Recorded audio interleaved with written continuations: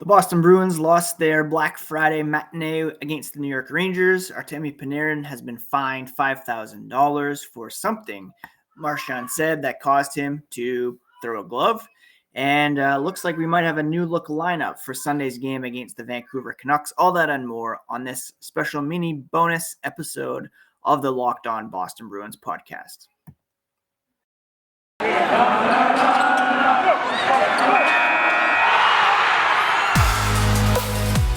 You're Locked On Bruins, your daily podcast on the Boston Bruins. Part of the Locked On Podcast Network, your team every day.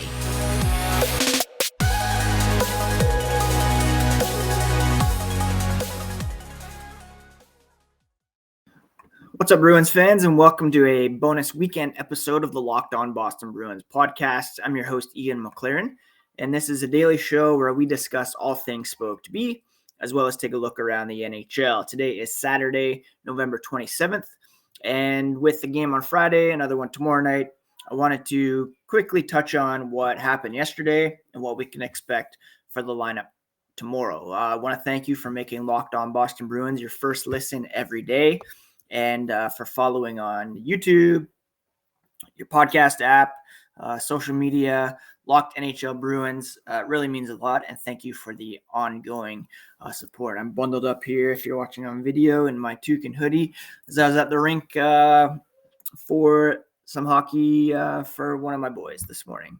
He had 2 games and scored a goal and had a bunch of other chances, so that was pretty cool.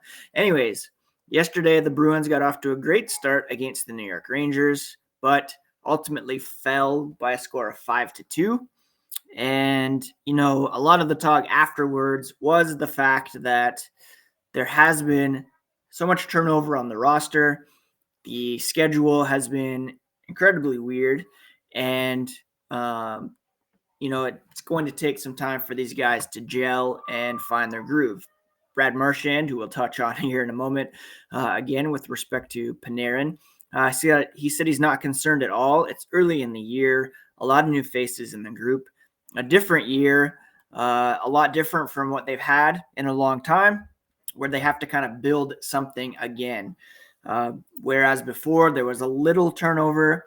Whoever came in just kind of fit in the group, and everything was already established. But now, with the amount of new guys they have, it's hard coming in a new team, learning new systems, building chemistry. And on top of that, they also have basically new goaltenders as well. Jeremy Swayman, still a rookie, still under, I think, 20 appearances in the NHL. Linus Ullmark. Forwards have to build chemistry with their line. Defensive pairings have to be figured out. So he said he didn't think they expected to come in and dominate from the start. They knew it would be a process to get their game to where it needs to be. Not concerned about game 17 or 18. Want to be playing their best down the stretch, and that's what we're building for, he said. It's like building a house. You have to build the foundation, and that's what they're going to continue to work on and go from there. And yeah, that was kind of the theme. Afterwards, the Bruins really fell apart a bit in the third period. The Bruins have struggled to hold leads or remain tied in a number of their 7 losses so far this season, a trend that Bruce Cassidy is hardly pleased with. They've been outscored 21-16 in the third, with 16 goals, ranking 27th in the NHL. Bruce Cassidy said there's too much of it in general. As a group, they have to do a better job with that, holding the leads. They've been coughing up the leads. Again, go back to that Edmonton game a couple weeks ago where the leads were coughed up very quickly. But he said there's going to be goals that are scored because guys are stronger or faster and they make plays. That happens, but you've got to play winning hockey at the right time. He was asked the other day about their identity. That's when they get away, he thinks, from their identity, when they start having those breakdowns that are pretty straightforward. Cassidy acknowledged that he'll consider making changes to the lineup ahead of Boston's game tomorrow night against the Vancouver Canucks. Yesterday on the podcast, I spoke to Thomas Drance, who had a lot of great insight into the state of the Canucks. They lost last night as well to the Columbus Blue Jackets. And Bruce Cassidy said he has to get some players' attention. So for sure, yes, there will be some changes. He's done that in the past. It's something they'll certainly look at, especially after losses. He's very open to making some changes. Can't be a role player and be pulling pucks out of your net on a consistent basis. That just won't work. Players have to do their part, whatever that is for the team. And if you're down in the lineup, that typically means some of the grunt work and some of the defensive responsibility where you're really working hard to get it out of the net. And here on Saturday morning, we're certainly seeing some of that play out. The top line staying together. Craig Smith back up on the second line with Taylor Hall and Charlie Coyle. But from there, it gets a bit weird. Trent Frederick is skating as the third line center with Nick Foligno on his left, Carson Kuhlman on his right, Anton Bleed, Thomas Nosek, and Curtis Lazar on the fourth line, leaving, in practice anyways, Jake DeBrusk and Eric Howla as the odd men out. We'll see if that stands for tomorrow night's game, but it definitely looks like there could be some changes. Forbort back with McAvoy, Grizzlet Carlo, and then Riley and Zboril rotating in with Connor Clifton. I don't really think Riley or Zboril should be coming out at the moment. We'll see if Clifton gets back into the game. Before I get to the Brad Marchand, Artemi Panarin incident, and some other news and notes, a quick word about Built Bar. The fastest, that would be BetOnline. Built Bar is the best tasting protein bar on the market, and you can get a low calorie, low sugar, high protein snack right now at built.com. Go to built.com, use promo code LOCK15 to get 15% off your order. They have some great stuff up there now for Black Friday. Also at StatHero, you can play daily fantasy hockey and get your opponent's lineup in advance so that you can craft your team right now at StatHero.com. Use promo code HOCKEY for a 100% deposit match. That's StatHero.com/hockey and use promo code hockey for a 100% match. To take advantage of that deal. Again, the crazy part with them, they show you their lineups before you play, and you handpick the team you want to face one-on-one. Yesterday, again, it was Jeremy Swayman who got the start in net. I would expect that they might go to Linus Ullmark for the game against the Vancouver Canucks. Not that Swayman played poorly. He actually had several highlight reel saves, but his rebound control also wasn't stellar, and that led to some goals for the Rangers. The Bruins did outshoot New York 36-31.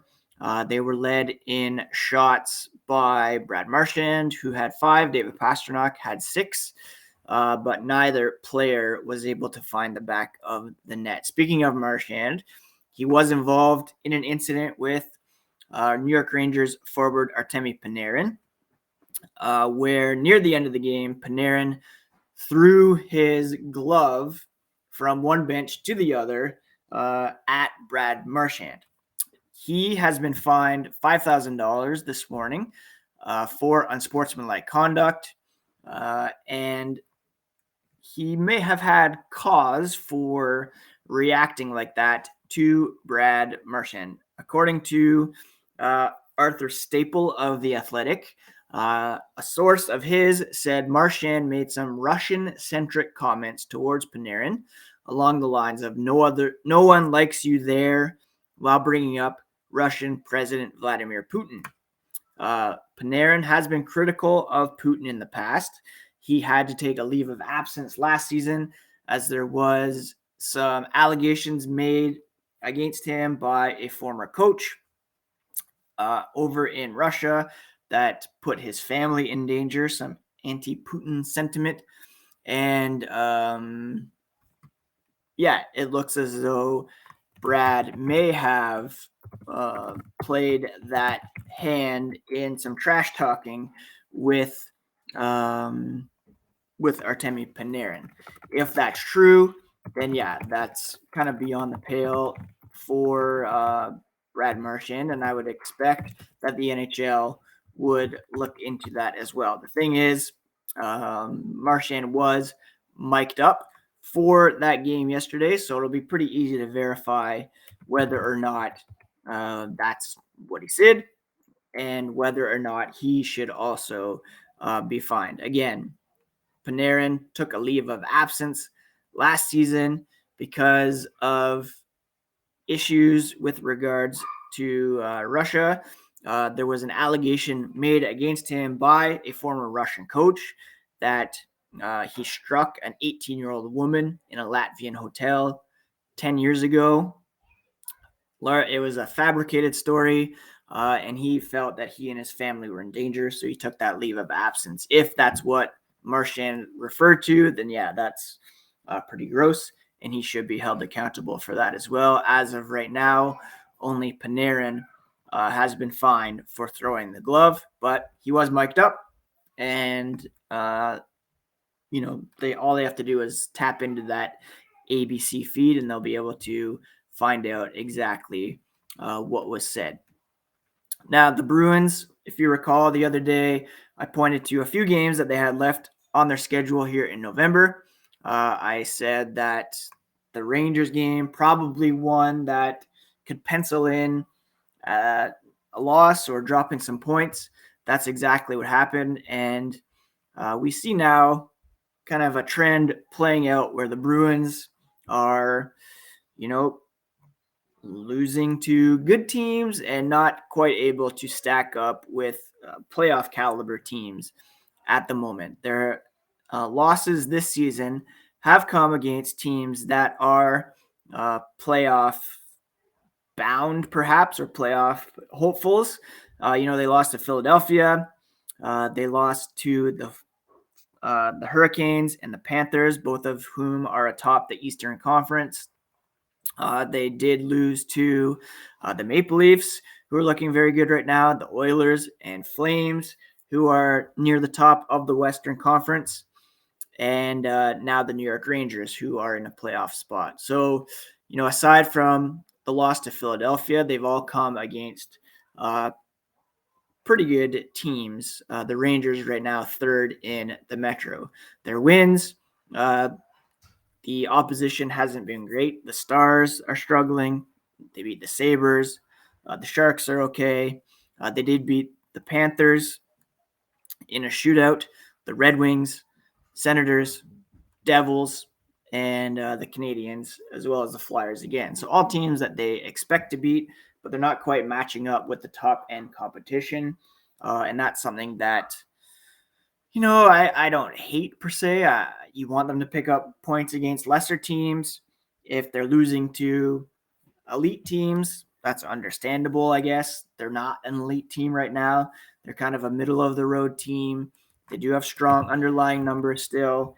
And hopefully, like Marchand said, if they're able to find that chemistry and start to gel with all the new guys, then hopefully the wins will come at some point. They're a top 3 team in shot attempt differential, a top team in shot differential. This is all 5-on-5. They're top 2 when it comes to expected goals. They're not getting the timely saves. They're 31st in goaltending at 5-on-5. And right now they are 26th in shooting percentage 5-on-5. So that's rising a bit. But until they get some better goaltending, and it's a point Thomas Drance made yesterday, he was pretty high on the Bruins still. But they do need to get that goaltending up for sure.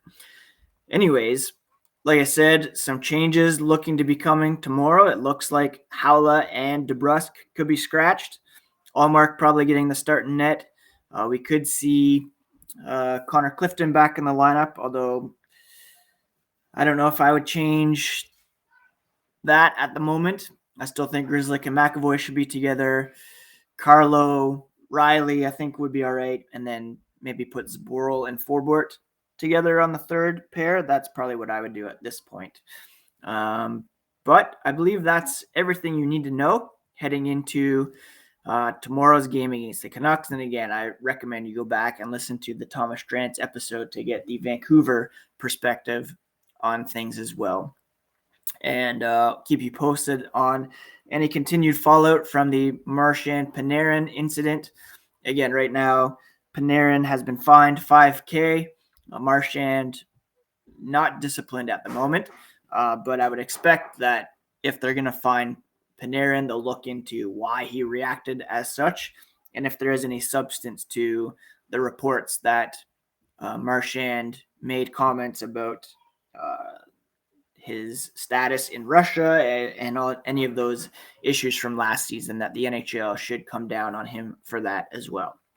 Anyways, this has been a special bonus mini episode of the Locked On Boston Bruins podcast. Thank you so much for tuning in, and I hope you have a great rest of the weekend. We'll be back on Monday to recap, hopefully, a win against the Vancouver Canucks on Sunday night at TD Garden. So yeah, take care, friends, and I'll talk to you again on Monday here on the Locked On Boston Bruins podcast, part of the Locked On Podcast Network, your favorite team every single day.